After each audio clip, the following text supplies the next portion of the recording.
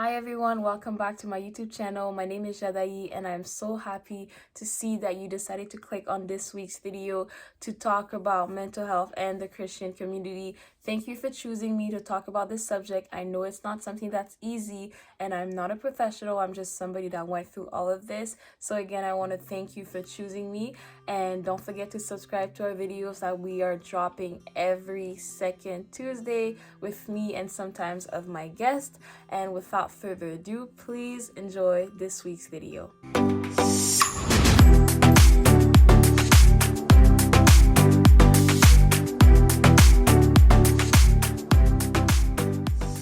Alright, so here are 5 things your friend that is going through depression will not tell you. Again, I am not a professional. I am somebody that went through this with my own experience. I am sharing some of the things that I had to go through and my own feelings. So do not self-diagnose yourself with this video. Enjoy the video. So number 1,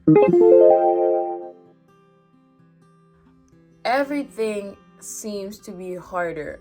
You could go to your friend's house or even yourself. You realize that the room is not clean. Showering is something very hard. Even taking a walk, standing, going outside, getting out of bed, it's just things that are really, really hard to do. And I know the first thought when you see somebody that is going through this and you don't even know that they're going through depression might be like, oh my gosh, you're dirty, oh my gosh, you're so lazy, you don't do anything. But guys, it's harder than it seems. Everything seems to be so difficult to do.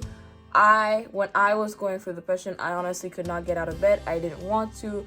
I did not go outside for the longest time. I just couldn't get myself to actually just step outside to take a walk. I just couldn't do it. And my room was a total mess. Yes, a total mess. I didn't clean. I didn't do anything. I just didn't want to. It was just so hard for me. The reason this happens is because, first of all, you are in a constant depressive mood. You have a hard time concentrating. You lose interest in daily activities, in life in general. And also you are tired and you are experiencing fatigue literally every day. Also, what I would like to say and mention is that more than 300 people in the world are actually dealing with depression, and sadly, more than half of those people are left untreated. And when depression is not treated, actually it becomes harder. Number 2, whenever I personally would wake up, I would instantly feel extreme sadness. I was just already done with the day, questioning my existence. It was literally all over the place. I did not want to get out of bed, and my emotions were overwhelming. Again, like I said, depression and sadness are not the same thing, but you can experience sadness and depression. So sadness is an emotion that you feel due to certain circumstances, and also sadness can fade away. Depression, however, is a mental health issue, and you literally have this on a longer term. Also, depression can affect your occupations, your work, your social gathering, your social life, the way that you are with your family, and it's something to take very seriously. Number 3. So I know this will sound extreme, but it's just my own personal experience. I could not literally get a meaning for my life, and sometimes it would actually hurt because some people would be like, Jeremiah 29 verse 11, like, yes, I know God has projects of peace for me, but it was harder to understand and actually apply it in my life when everything was just going left or south. Also, I got people telling me that, oh, you have depression, maybe you should just be happy. It's something that you should literally not say to someone, because it's easier said than done. And also, if you're not experiencing this, it's just not great advice. So what I mean by I can't get any meaning in my life is just, why am I here? What's my purpose on this earth? Just like existential crisis, identity crisis. I mean, I already knew my identity in God, but it was just hard to figure out, like, why am I always sad? Why am I always just in a mood? Why can't I concentrate? It was a lot of why, and I was just not getting the answers.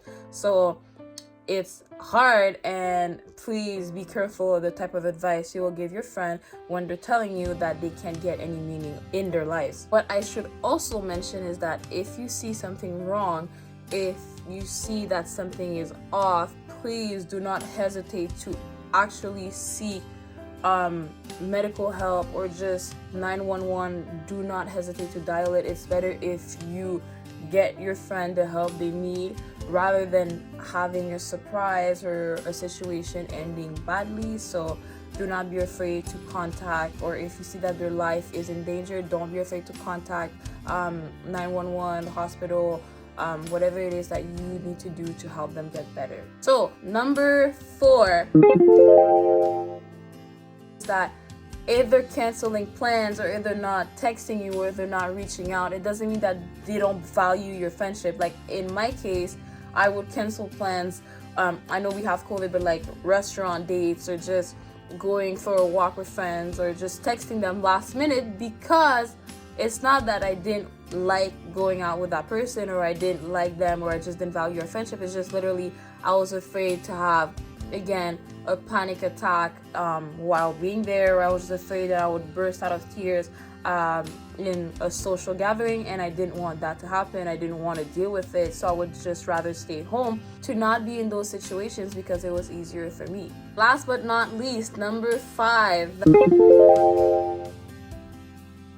is that if they're going through medical treatments, or CBT, cognitive behavioral therapy, or they go to the hospital or stuff like that, they will probably not tell you, because I would feel like guilty or like ashamed of it. And honestly, I didn't feel like explaining to people, because I did not even know myself what was going on. I didn't know how to deal with it. I didn't even know how to explain it. Like sometimes I would feel, again, like the emotion of sadness, or just no purpose, and I didn't know why I was feeling like that. Like I would wake up and I would just feel it, you know?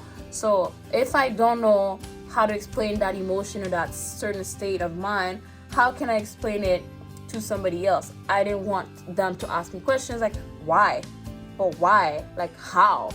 I didn't know the answer, so I did not want to tell anybody. And honestly, I didn't want pity because yeah, like it's not fun to take like medication, or go to the hospital, or just go to therapy. For me, at first I was just like, ugh, like maybe I'm crazy, they're not gonna understand me. So I didn't tell them, not because I didn't love them, but just because I kept it to myself, and I didn't think they would understand. So yeah, again, like I said, not a professional, and your story could totally be different than mine, and that's okay. I'm just sharing what I went through, just my perspective on my situation and my emotions. So if actually you went through different things, or 5 other things that you didn't tell your friends, please leave them in the comment, or share with somebody that you think would benefit from it. And I would love to have this conversation with you.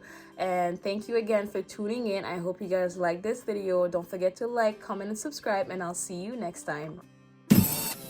Preview.